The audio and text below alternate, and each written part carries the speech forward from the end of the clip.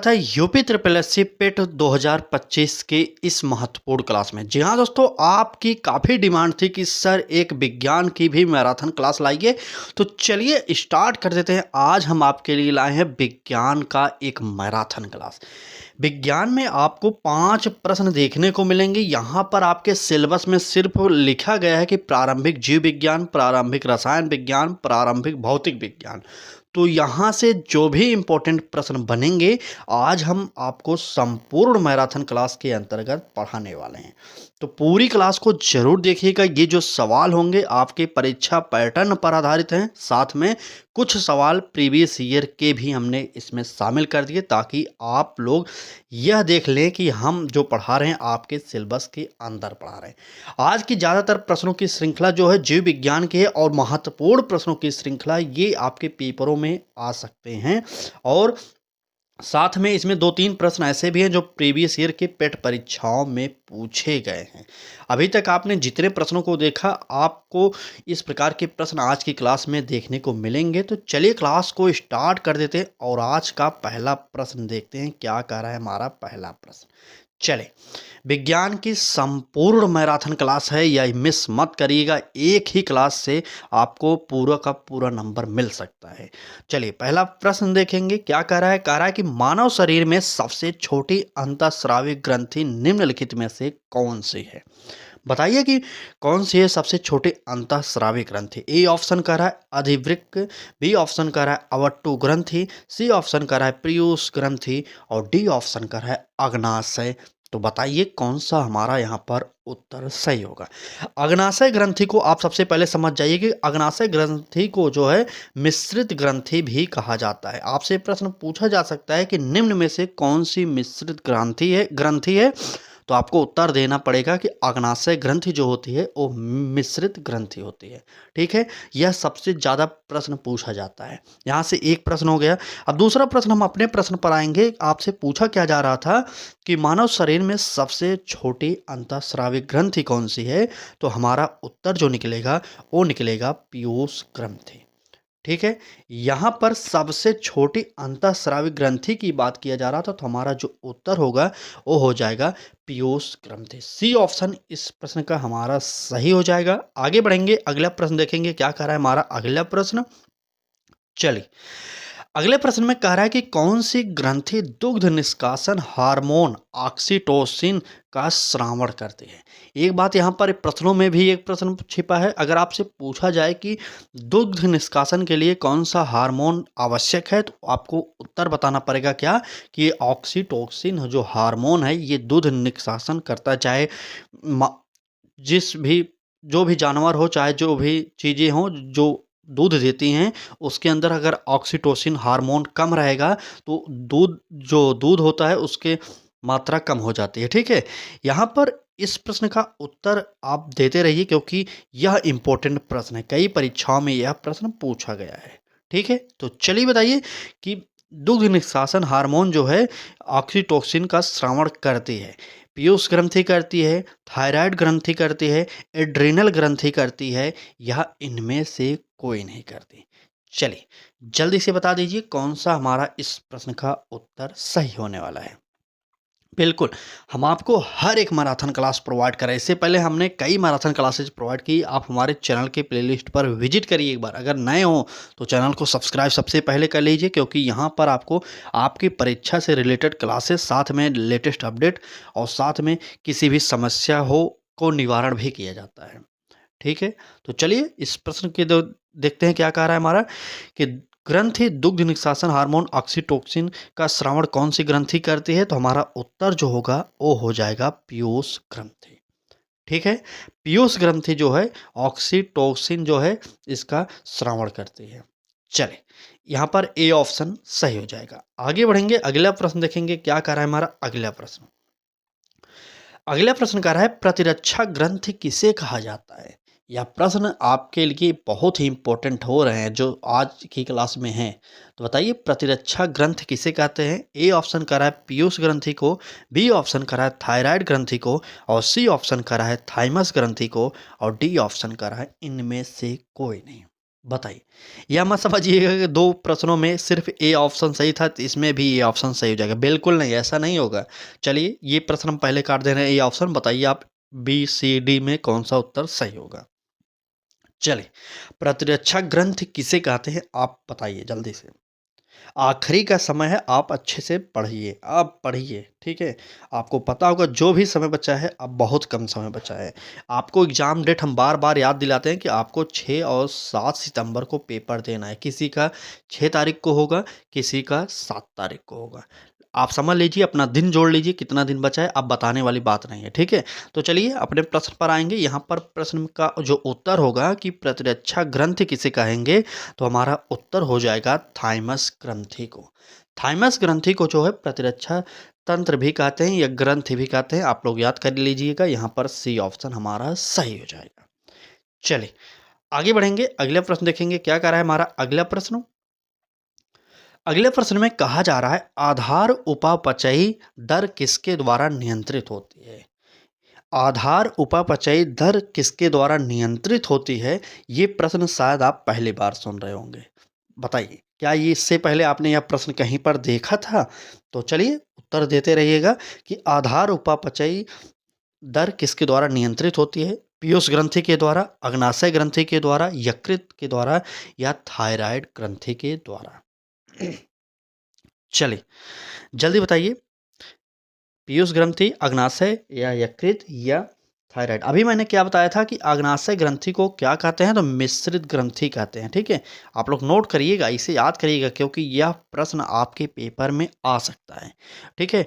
चलिए, और इस प्रश्न के उत्तर की हम बात करेंगे तो हमारा जो उत्तर हो जाएगा वो हो जाएगा थायराइड ग्रंथि। आधार उपापचयी दर नियंत्रित की जाती है तो थायराइड ग्रंथि के द्वारा ही नियंत्रित की जाती है, ठीक है? चलें, अगर क्लास अच्छी लग रही हो तो लाइक कर दीजिए एक बार, क्योंकि आपके एक लाइक का मतलब सिर्फ इतना होता है कि हमें लगता है कि हाँ, हम हमारी जो मेहनत है आपको अच्छी लग रही है। और यूट्यूब भी कुछ अलग ही करता है, जब आप लाइक कर देते हैं क्लास को तो एक लाइक पर लगभग यूट्यूब 4 से 5 लोगों तक यह क्लास और भेजता है, ठीक है? आपके लाइक से हो सकता है किसी के पास और यह क्लास पहुँच जाए और उसका भी भला हो सकता है, ठीक है?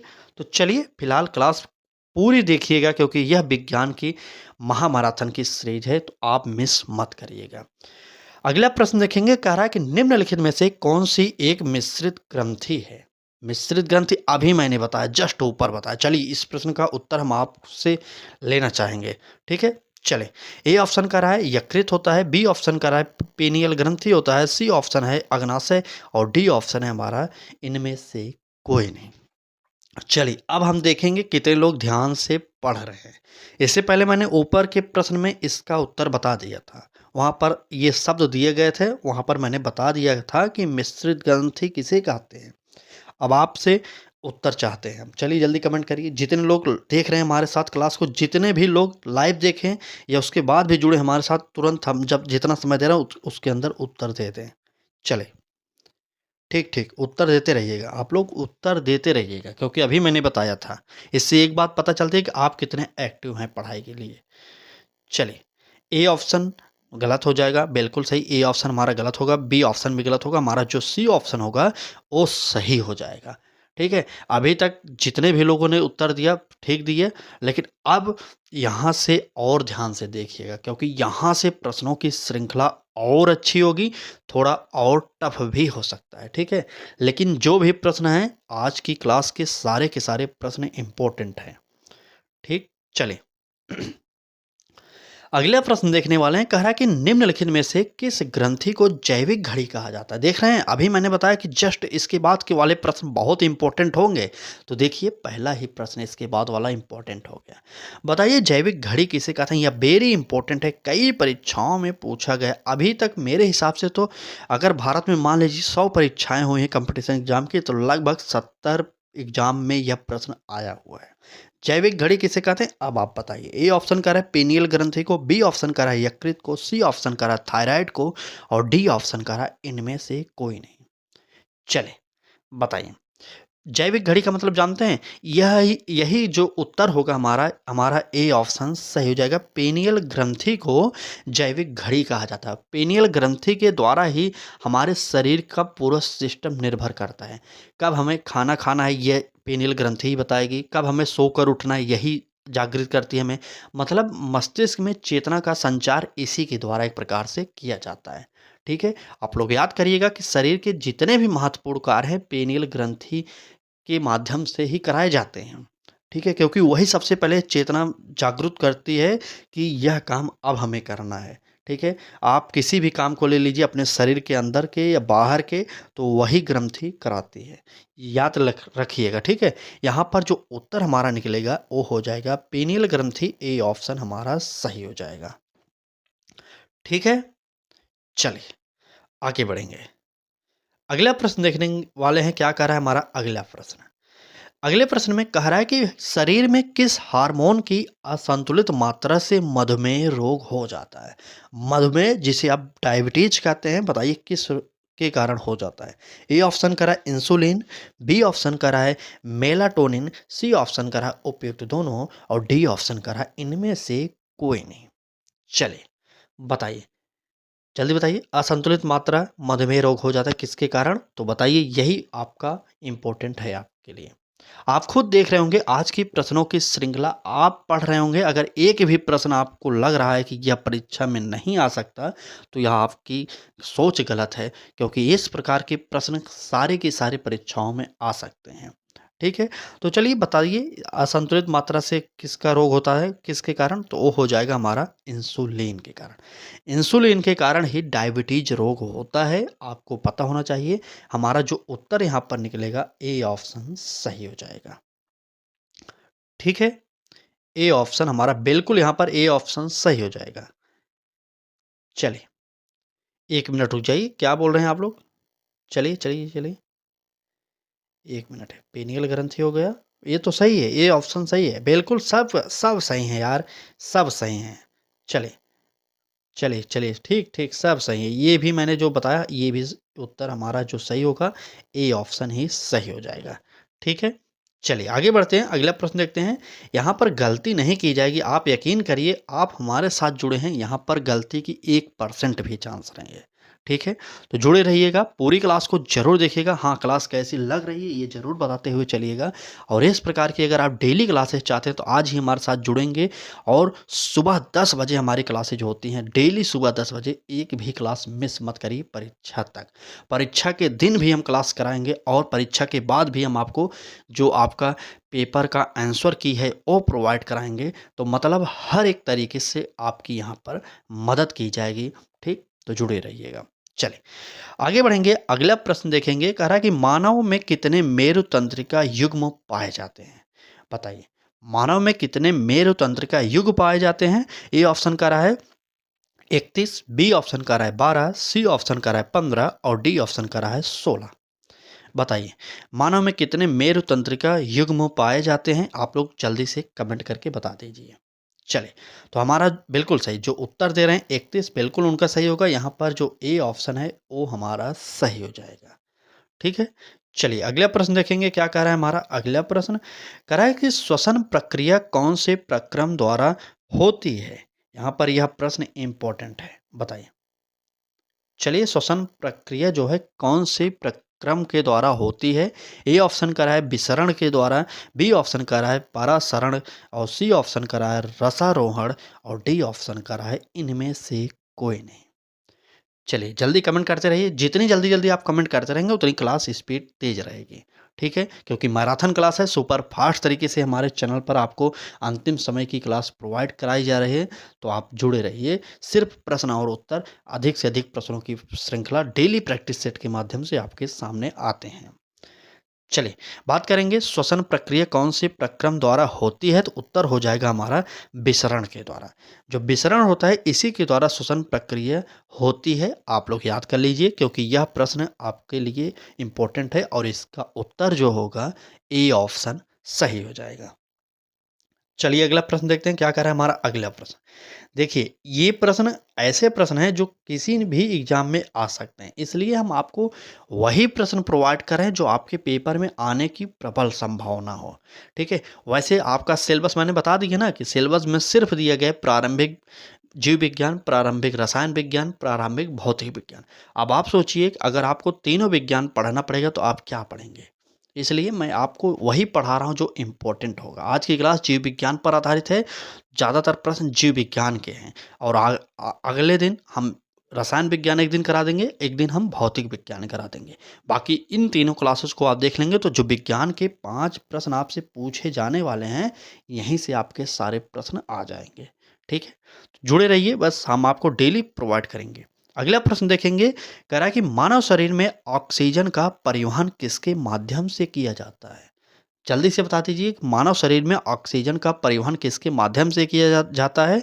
ए ऑप्शन कह रहा है हीमोग्लोबिन, बी ऑप्शन कह रहा है रुधिर प्लाज्मा, सी ऑप्शन कह रहा है उपयुक्त दोनों और डी ऑप्शन कह रहा है इनमें से कोई नहीं। चलिए बताइए कौन सा हमारा इस प्रश्न का उत्तर सही होने वाला है। चलिए जल्दी से उत्तर बताते रहिए आप लोग। बिल्कुल सही। चलिए ठीक। चलिए इस प्रश्न का उत्तर बताइए, मानव शरीर में ऑक्सीजन का परिवहन किसके माध्यम से किया जाता है? तो यहाँ पर अगर बात करें ऑक्सीजन, तो हीमोग्लोबिन खून में भी हमारा पता है ऑक्सीजन प्रवाहित होता रहा है, खून के माध्यम से पूरे शरीर में ऑक्सीजन फैलती रहती है, तो हमारा हीमोग्लोबिन ऑप्शन सही हो जाएगा। और रुधिर प्लाज्मा के भी द्वारा जो है कि मानव शरीर में ऑक्सीजन का परिवहन होता रहता है, तो इसलिए हमारा बी भी ऑप्शन सही हो जाएगा। तो यहाँ पर 2 बार हम टिक नहीं करके एक बार टिक करेंगे उपयुक्त दोनों। ठीक है, उपयुक्त दोनों यहाँ पर सी ऑप्शन हमारा सही हो जाएगा। ठीक। चलिए अगला प्रश्न देखेंगे क्या कह रहा है हमारा अगला प्रश्न। अगले प्रश्न में कहा जा रहा है कि मानव में पोषक पदार्थ के अवशोषण का प्रमुख स्थल है। बताइए मानव में पोषक पदार्थ के अवशोषण का प्रमुख स्थल कौन सा है? ए ऑप्शन कह रहा है अमाशय, बी ऑप्शन कह रहा है हमारा छोटी आंत और सी ऑप्शन कह रहा है बड़ी आंत और डी ऑप्शन कह रहा है इनमें से कोई नहीं। चलिए जल्दी से बताइए मानव में पोषक पदार्थ के अवशोषण का प्रमुख स्थल कौन सा होता है? आप लोग जल्दी से कमेंट करिए। ठीक, हमारा जो उत्तर होगा वो हो जाएगा छोटी आंत। हमारा बी ऑप्शन इस प्रश्न का सही हो जाएगा। ठीक है, चलिए आगे बढ़ेंगे, अगला प्रश्न देखेंगे क्या कह रहा है हमारा अगला प्रश्न। अगले प्रश्न में कहा जा रहा है पूर्ण पाचक रस है, कौन सा है जो पूर्ण पाचक रस कहा जाता है? ए ऑप्शन यकृत, बी ऑप्शन जठर रस, सी ऑप्शन अग्नाशयी और डी ऑप्शन इनमें से कोई नहीं। चलिए जल्दी बताइए। ठीक ठीक, बिल्कुल सही है। नहीं, नहीं, हर एक मैराथन हम प्रोवाइड करने वाले हैं आपको। अब बताइए, हम आपको संविधान का प्रोवाइड कर चुके हैं, ठीक है? संविधान का प्रोवाइड हो गया और क्या भूगोल का भी हो गया है, ठीक? भूगोल भी हो गया है, इतिहास भी हो गया है, तो अब विज्ञान बचा था, हम विज्ञान भी आपको प्रोवाइड कर दिए, ठीक है? विज्ञान की अभी 1-2 क्लास और होगी क्योंकि तीनों विज्ञान हमें कवर करना है। आज की इस क्लास में हम जीव विज्ञान शुरू से बताते आ रहे हैं कि आज की इस क्लास में जीव विज्ञान पर पूरा फोकस किया गया है। ठीक है, तो चलिए इस प्रश्न पर आते हैं। अपने प्रश्न में कहा क्या जा रहा है कि पूर्ण पाचक रस है, कौन सा होगा पूर्ण पाचक रस? यहाँ पर हमारा जो उत्तर होगा वो हो जाएगा अग्नाशयी। अग्नाशयी रस जो है वो यह पूर्ण पाचक रस है और ये इसे अग्नाशय ग्रंथि को ही मैंने बताया था कि मिश्रित ग्रंथि कहा जाता है। ठीक, यकृत जो है शरीर की सबसे बड़ी कह सकते हैं क्या है? बताइए यकृत शरीर की सबसे बड़ी क्या है? आप बताइए एक बार तो। चलिए अगला प्रश्न देखेंगे, तब तक क्या कह रहा है हमारा। कह रहा है कि मानव के पाचन तंत्र में पाचन की प्रक्रिया कहाँ से प्रारंभ होती है? जल्दी से बता दीजिए कि मानव के पाचन तंत्र में पाचन की प्रक्रिया कहाँ से प्रारंभ होती है? ए ऑप्शन कह रहा है ग्रास नली में, बी ऑप्शन कह रहा है मुख गुहिका से और सी ऑप्शन कह रहा है ग्रहणी से और डी ऑप्शन कह रहा है अमाशय से। एक बार कमेंट करिए और उत्तर जल्दी से बताइए। चलिए बताइए मानव के पाचन तंत्र में पाचन की प्रक्रिया कहाँ से प्रारंभ होती है? तो बिल्कुल सही, हमारा जो उत्तर होगा वो हो जाएगा मुख गुहिका से। मुख गुहिका से ही पाचन तंत्र में पाचन की प्रक्रिया प्रारंभ हो जाती है, इसलिए हमारा उत्तर जो निकलेगा बी ऑप्शन सही हो जाएगा। ठीक, चलिए अगला प्रश्न देखने वाले हैं, क्या कह रहा है हमारा अगला प्रश्न। अगले प्रश्न में कहा जा रहा है कि निम्नलिखित में से कौन सा उत्सर्जी अंग नहीं है। मतलब इस प्रश्न में 3 ऐसे अंग हैं जो उत्सर्जी अंग हैं, बाकी एक अंग नहीं है जो उत्सर्जी अंग, वही वही आपको बताना होगा। ए ऑप्शन कह रहा है फेफड़े, बी ऑप्शन कह रहा है त्वचा, सी ऑप्शन कह रहा है यकृत और डी ऑप्शन कह रहा है हृदय। आप जल्दी से बता दीजिए कौन सा उत्सर्जी अंग नहीं है। तो यहाँ पर जो हमारा उत्तर निकलेगा वो निकलेगा क्या बताइए। फेफड़े जो होते हैं उत्सर्जी अंग होते हैं, त्वचा जो है उत्सर्जी अंग होता है, यकृत भी उत्सर्जी अंग होते हैं। तो मतलब इन तीनों को जरूर याद करिएगा, क्योंकि आपसे पूछा जा सकता है आपके एग्जाम में कि उत्सर्जी अंग जो है निम्न में से कौन सा है। तो यहाँ पर 3 दिए गए हैं, ये तीनों बहुत ही इंपॉर्टेंट है। लेकिन जो चौथा बच्चा है ये हृदय उत्सर्जी अंग नहीं है, और यही हमारा उत्तर सही हो जाएगा, क्योंकि आप जानते हैं यहाँ पर पूछा जा रहा है कि कौन सा उत्सर्जी अंग नहीं है। तो इस प्रश्न का जो उत्तर निकलेगा डी ऑप्शन सही हो जाएगा। ठीक है, डी ऑप्शन सही हो जाएगा। चलिए, डी ऑप्शन आप लोग सही कर लीजिए। आगे बढ़ेंगे, अगला प्रश्न देखेंगे क्या कह रहा है हमारा अगला प्रश्न। चलिए, कह रहा है कि मानव में कितने जोड़ी वृक्क पाए जाते हैं। बताइए मानव में कितने जोड़ी वृक्क पाए जाते हैं। ए ऑप्शन कर रहा है 2 जोड़ी, बी ऑप्शन कर रहा है 1 जोड़ी, सी ऑप्शन कर रहा है 5 जोड़ी और डी ऑप्शन कर रहा है 10 जोड़ी। आप लोग जल्दी से कमेंट करके बताइए कौन सा हमारा इस प्रश्न का उत्तर सही होने वाला है। चलिए, बताइए मानव में कितने जोड़ी वृक्क पाए जाते हैं। चलिए चलिए बताइए, जल्दी बताइए। बिल्कुल सही। हमारा जो मानव में वृक्कों की संख्या पाई जाती है वो है 1 जोड़ी। 1 जोड़ी वृक्क पाए जाते हैं मानव के शरीर में। आपका जो उत्तर होगा बी ऑप्शन सही हो जाएगा।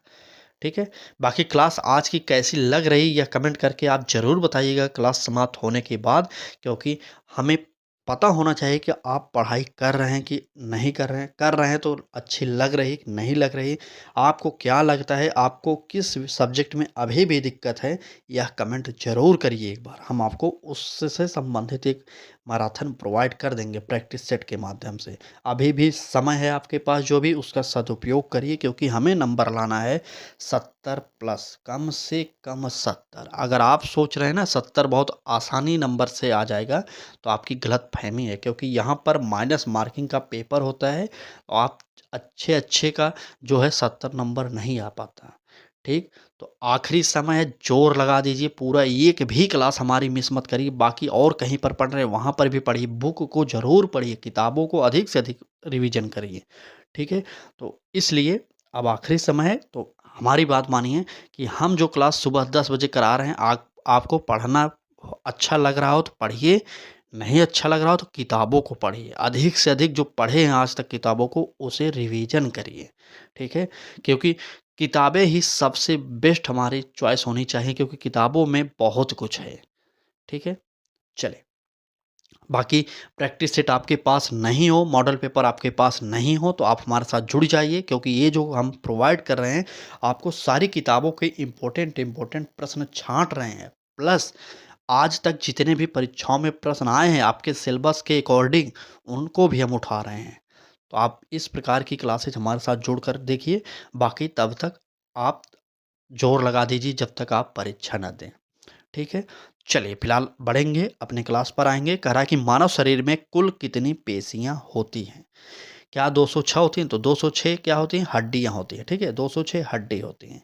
क्या 216 होंगी? बिल्कुल नहीं होगा। 238 होगा? बिल्कुल नहीं होगा। तो हमारा जो उत्तर होगा कि मानव शरीर में कुल कितनी पेशियां होती हैं, यह उत्तर हो जाएगा 639।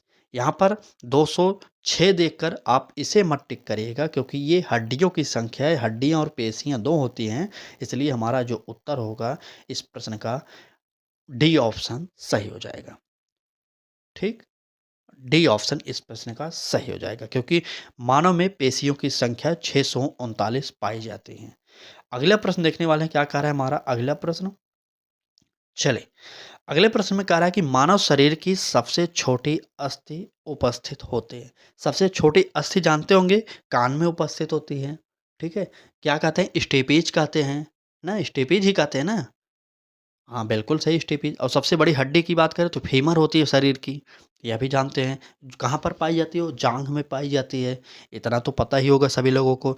लेकिन यहाँ पर प्रश्न को थोड़ा-सा घुमाया गया है। पूछा गया है क्या गया है कि मानव शरीर की सबसे छोटी अस्थि उपस्थित होती है। अस्थि मतलब हड्डियाँ, तो आप उत्तर बताइए। क्या आँख में होंगी? बिल्कुल।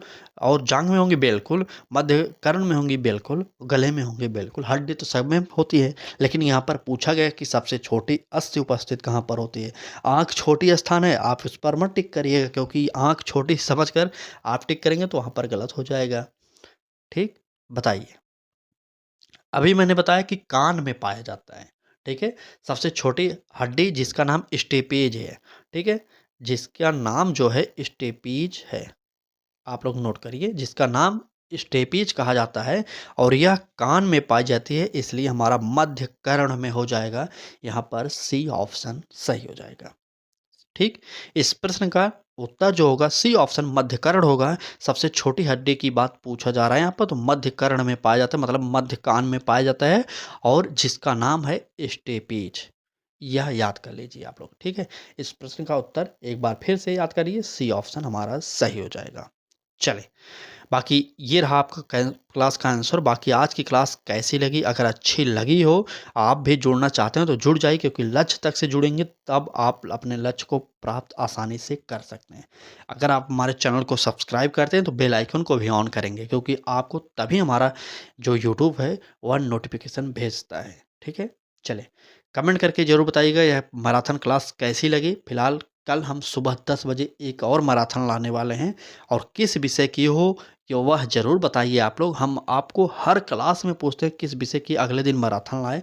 आप लोग लगता है पूरी क्लास देखते ही नहीं, ठीक है?